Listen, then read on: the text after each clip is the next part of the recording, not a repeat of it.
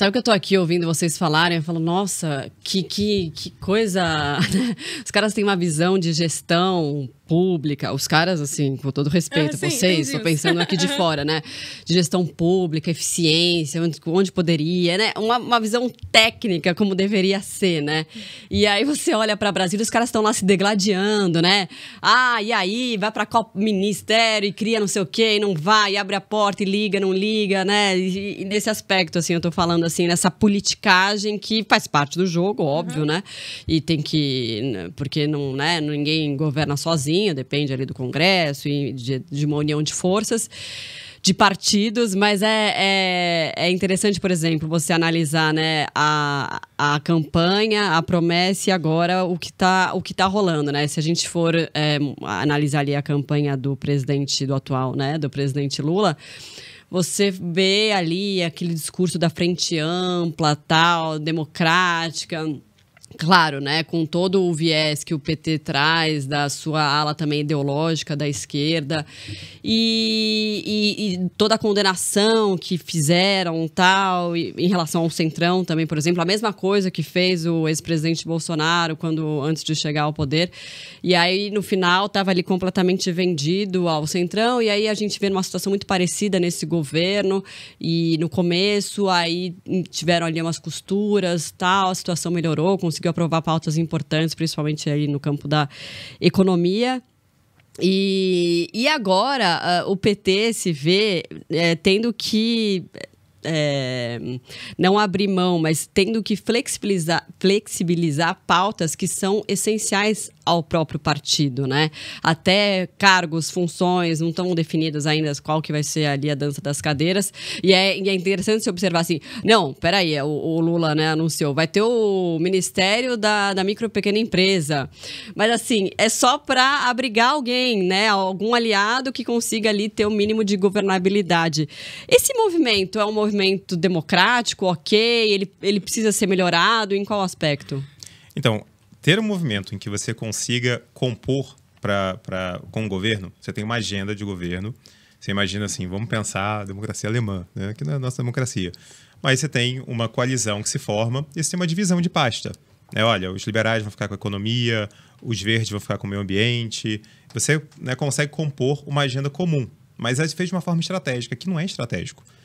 Aqui... Não, sabe que eu lembrei, eu já falei disso uma vez aqui, daquela série Borgen, que a Dinamarca, a política da Dinamarca é exatamente assim, é tudo às claras. Então, assim, é isso que você falou, tipo, o partido que tem mais a pauta ambiental, né, como uma preocupação, vai tomar o Ministério do Meio Ambiente. Então, assim, é dividido aquilo antecipadamente de forma muito transparente, né?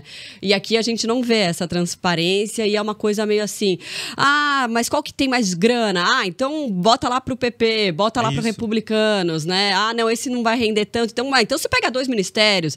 Então, assim, uma coisa completamente sem critério nenhum, né? É gestão na base da gincana, né? E aí vão ver ali, faz o leilão na hora, aí você cria 39 ministérios. Você imagina uma empresa ter 39, sei lá, vice-presidências. Você vai se reunir, só para cada um se apresentar, acabou a reunião, né? 1 minuto para cada um, 40 minutos, acabou a reunião.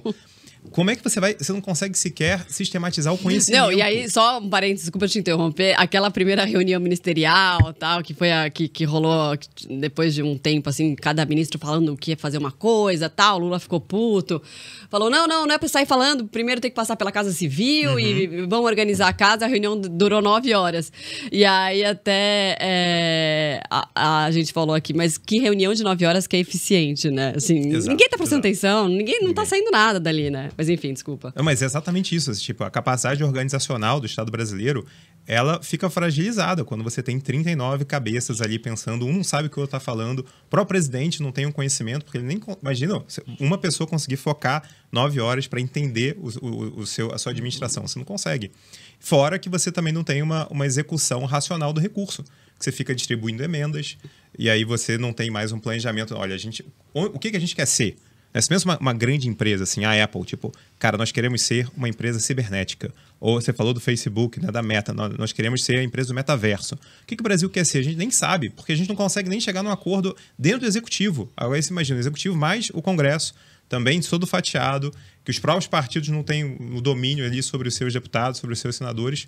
Então, assim, existe uma complexidade muito grande e a burocracia, mais a política brasileira, elas são irracionais. Né? Só nessa questão de emenda, para você ter uma ideia, mais uma vez, pegando a minha experiência, a gente, de repente, teve uma emenda, eu organizava um campus, né? De repente, teve uma emenda que falando, olha, vocês devem utilizar esse recurso para uma piscina, para que a gente consiga transformar a piscina, para ela ser salinizada, aquecida, etc. Eu acho até que seria legal, porque a gente tem ali para atletas utilizando, mas veja, não foi uma decisão da gestão, uma decisão que veio do Congresso para dentro de um órgão público e aí a gente se sente constrangido a executar daquela maneira. Ok, fizemos a licitação bonitinho, a empresa ganhou, aí começou no final do ano, fez o buraco, tal, tirou tudo para reformar a piscina, a empresa quebrou. Aí no ano seguinte, eu não tinha mais aquele recurso era do ano do planejamento anterior, e aí eu tive que pegar do meu próprio recurso para completar a piscina, senão eu ia entregar, né, o campus com um buraco no meio. Porque foi uma gestão, não é racional, né? Não estou nem falando que a senadora que fez a emenda estava pensando mal, assim, ela estava pensando que ela estava ajudando. Mas o fato é que é tão descoordenada a forma como você consegue até mesmo ajudar, até que você está pensando em fazer uma coisa boa. Até quando tem boa intenção, até quando a intenção é boa, que a falta de racionalidade prejudica a administração pública. Eu estou falando de um buraco, né, num campus de uma escola em Brasília. Imagina quantos buracos que não tem por aí que não são terminados porque a gente não tem a gente não tem a coordenação porque a gente não tem sistematicamente uma organização lá no topo. Né? Tudo começa no topo. Aí você não tem isso, você tem que dar emenda, aí a emenda vai e vira uma obrigação para o gestor público executar. Aí vai de qualquer jeito ali, sem organizar. E aí a própria sociedade não sabe como o recurso está sendo executado. Né? Ela vota nas pessoas, mas ela depois não sabe como que a sua visão está sendo de fato realizada no governo. Né? Então a gente fica num caos assim, no escuro, de excesso, né? de complexidade. Total. Vou dar minha visão, tá? O meu perfil de entendimento da gestão pública é que a gente tem 3 eixos, né? É o estratégico, tático e operacional. Seja isso no legislativo, no judiciário ou no executivo. O que acaba muitas vezes acontecendo é você tem uma política de gestão e você tem uma política de governo. Talvez a política de gestão não converse tão bem com a política de governo. Isso, de fato, acontece.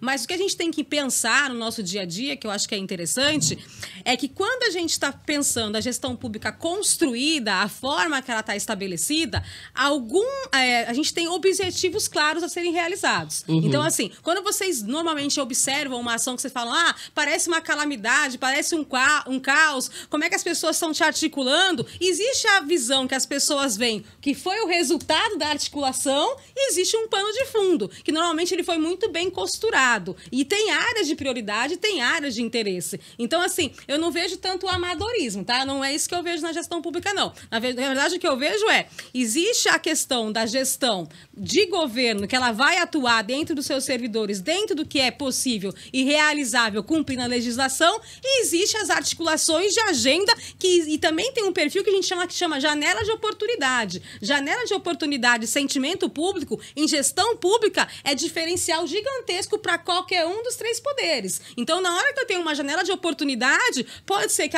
algumas articulações não me sejam mais interessantes e eu tenha que fazer novas, porque aquela janela de oportunidade abriu e é naquelas ações que eu vou tentar gerar a minha melhor eficiência. Por quê? Até eficiência eleitoral. Muitas vezes as ações que são articuladas agora vão ter resultados muito grandes na eleição de 2024. Então eu não vejo esse amadorismo e eu não vejo essa inocência, tá? O que eu vejo são articulações interessantes em momentos principais. Sentimento público e janela de oportunidade. É possível para mim gerar mais prefeitos com essa articulação? Vou fazer. Então, é possível para mim que esse programa de governo vai me dar mais resultados e vai me dar mais votos? Sim, então vou fazer. Então, assim, eu não vejo tanto esse amadorismo. O que eu vejo são momentos que parecem desarticulados porque são momentos de agendas diferentes. O sentimento público e janela de oportunidade, que faz parte do ciclo de política pública, faz parte da técnica do jogo. Não tem nenhuma, assim, não é nada tão desproporcional. Então, mas olha como é que a gente tem, eu acho que, se não amadorismo, falta de capital humano, principalmente nos municípios. O que eu conheci de prefeitos que têm intenções de resolverem problemas muito reais, experimentos urgentes na sua cidade e não conseguem porque não tem gente. Então, por exemplo, eu vi prefeito que falou, olha, eu não tenho educação infantil aqui, eu quero fazer um programa de creche conveniada. Como que eu faço isso? Não tem ninguém na prefeitura que saiba fazer isso. vamos tentar copiar de outros municípios, mas como é que você copia, como é que eu adapto, como é que eu faço a cláusula, como é que eu faço o termo de referência, como é que eu faço o contrato, como é que eu coloco as metas que fazem sentido para a gente. Então, falta muito capital humano. E você precisa de pessoas que consigam treinar, sejam de fora, né, da parte de consultoria, sejam de dentro, né, com capacidade interna, mas você precisa fazer isso. E a outra coisa que falta, aí eu acho que já olhando para a gestão pública federal, é também uma reforma administrativa. Isso eu ia falar. A gente vai ter que chegar no momento de poder avaliar se 5.570 municípios fazem sentido ou não. Porque o custo que eu tenho de cada município, muitos municípios hoje, eles não conseguem se pagar. Então, tem muitas instâncias que não poderiam ser municípios, mas são. Existem muitos municípios em que o que eu gasto de legislativo e executivo não me traz a rentabilidade para a região. Para aquela estrutura, então, né? Esse tipo de discussão, em algum momento, o Brasil vai ter que fazer. Já Mas será... Não, mas assim, mas tem interesse de fazer?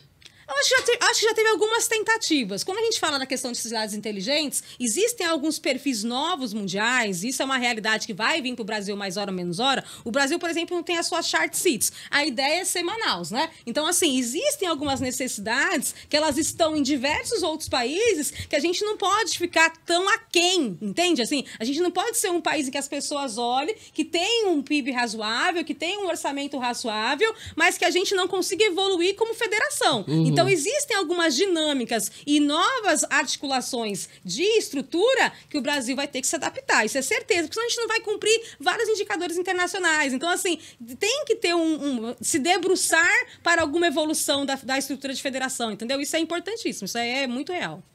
Então, mas tem quadros técnicos, vamos supor, abaixo dos políticos que falem, gente, precisamos ir nesse caminho... Existe bastante, né? Assim, isso é consenso, tenho certeza. Não que os políticos também não têm uma visão técnica, né? Eu acho que existe... tem muita gente muito capacitada na administração pública federal. Existe, às vezes, ainda assim, insuficiências. E é comum a gente ver, por exemplo, organismos internacionais provendo essa falta de pessoal, trazendo consultores, aí depois o TCU dá uma olhada e fala assim, esse contrato aqui tem que ser impugnado. E aí você remove a galera que estava lá há 2 anos e as pessoas também trazem com elas a memória. Então, assim, eu vi isso acontecer em ministérios que tinham programas, estavam rodando direitinho, de repente perderam 60 pessoas, porque teve um contrato que foi impugnado. E aí eles têm que bater na porta de outros órgãos falando, cara, como é que a gente roda essa... Eles nem sabem como roda. Tipo, eles nem sabem nem como é que funciona, porque eles perderam todo mundo que sabia. Então, essa falta também de memória, essa quebra de continuidade, de conhecimento, é muito real. E o que você precisa ter? Você precisa ter muito mais agilidade. Né? Teve um programa, por exemplo, que eu acho que é interessante, que foi a contratação de especialistas em experiência do usuário para órgãos públicos. Então, um monte de órgão fazendo transformação digital, criando website, etc., serviços digitais, e faltam pessoas que sabem o UX. Aí você pensa, cara, como é que eu vou preencher essa demanda por competência? Eu vou fazer um concurso público efetivo para que eu fique com essas pessoas até o final da vida delas. Eu nem sei se eu vou precisar de UX dessa maneira daqui a 5 anos, 10, quanto mais 25. Aí eu vou trazer o quê? Consultores de fora. A solução foi, não, vamos trazer aqui pessoas com contrato com a administração pública por 2, 3 anos. Elas vão cumprir o papel, terminando esse período, a gente vê se a gente renova ou não. E depois você faz uma alocação entre os diferentes ministérios, secretarias, autarquias que estão precisando dessas pessoas. Então, acho que uma coisa da administração pública que precisa ser feita é a gente ter outras maneiras de trazer pessoas para a administração pública na medida que a gente precisa delas. Porque hoje o que a gente tem ou você é o efetivo, né? E aí você fica com aquela pessoa até ela se aposentar e aí pagando, né, toda a previdência até para a família, ou você fica de forma muito precária, pega um consultor, pega um bolsista que vem da universidade para a minha secretaria. Então, assim, falta, eu acho que, se não é amadorismo no ponto de vista do conhecimento dessas pessoas, é um amadorismo na forma como a gente está organizando o Estado brasileiro. Sim. O Brasil precisa flexibilizar melhor as formas de contratação. Ele tem que ter um pool de possibilidades que sejam regulamentadas por leis, mas que ele traga, entre aspas, porque assim, a gente tem tendências. Então, por exemplo, inteligência artificial é uma tendência. Você acha que uma pessoa que está 30 anos trabalhando como servidor, você acha que da noite para o dia ela vai virar uma chave e vai aprender tudo sobre inteligência artificial e fazer um super sistema? sistema, isso não vai acontecer. Só que, então, o que acontece? Por exemplo, Rio de Janeiro e São Paulo estão discutindo se vão colocar a questão de impostos serem pagos por criptomoeda. Que hoje gestor, auditor consegue analisar e fiscalizar a criptomoeda. Então, existem temas que eles entram na gestão pública, só que você não consegue dar esse time de você capacitar todo mundo. E também, às vezes, não é nem viável, né? Essa que é a verdade. Então, a gente conseguir pensar em novas possibilidades de contratações, sejam temporárias, sejam terceirizados, sejam consultores, isso vai ter que estar muito mais amplo. Isso também gera mais rentabilidade, isso várias possibilidades. Existem várias práticas várias ações de boas práticas que são replicadas, inclusive a nível, né? Tipo, estados, municípios, e que isso você consegue ver um resultado. Então, essas possibilidades, com certeza, vai ter que ser uma tendência para os próximos 5, 10 anos. A gestão pública não vai criar novos concursos de infinito tempo, que não vai, financeiramente não tem como pagar. Olha para a administração indireta, né? A gente está com um estudo agora. Não, o meu negócio começou a tocar aqui, mas acho que não deu para ouvir o meu Tem um estudo do professor Carlos Ari Sonnenfeld com o Rafael Leite, que está sendo feito pelo Millennium, para a gente reformar a administração indireta, que é esquecida, né? Porque a gente trata tudo como se fosse igual. Seja você uma secretaria dentro do ministério, seja você uma escola, seja você o IBGE, seja você o IPEA, por exemplo, né? Que é basicamente um think tank. E a gente precisa também ter mais diversidade institucional ali dentro, né? Será que o IPEA precisa seguir a mesma regra que o Ministério, que o pessoal do PAC precisa seguir? São realidades diferentes, né? Diferente. Propostas diferentes, né? Objetivos diferentes. De auditoria, vários. E indireta, existe um mundo, né, de irregularidade, um mundo de fraudes e irregularidades. Então, esse também é uma visão que é importante ter. Não é para a gente demonizar uma área, mas é para a gente profissionalizar ela para que ela possa não cometer irregularidades simples, que muitas vezes pode se transformar em grandes fraudes, porque isso é uma coisa real também, que acontece. Olha como a gente pensou lá atrás, quando a gente fez a 8666, a gente pensou que a pessoa que ia contratar uma ponte, ia construir uma ponte, uma ferrovia, ela ia utilizar o mesmo arcabouço legal que a escola que ia comprar lápis e caneta, quadro. Isso não faz sentido, não né? Faz, realmente. O nível de exigência, o nível de controle é muito diferente, né? Então, acho que hoje as pessoas têm muito mais essa consciência. Cara, a gente precisa de mais flexibilidade, como a Bárbara falou. Não, é legal trazer também essa visão, que às vezes a gente fica só na tecla de tipo, se brigou com A ou B, né? Se o Lira tá de bem ou de mal com o Lula, não sei o quê. Esquece de pensar em outras soluções que estão além disso até, né? Às vezes.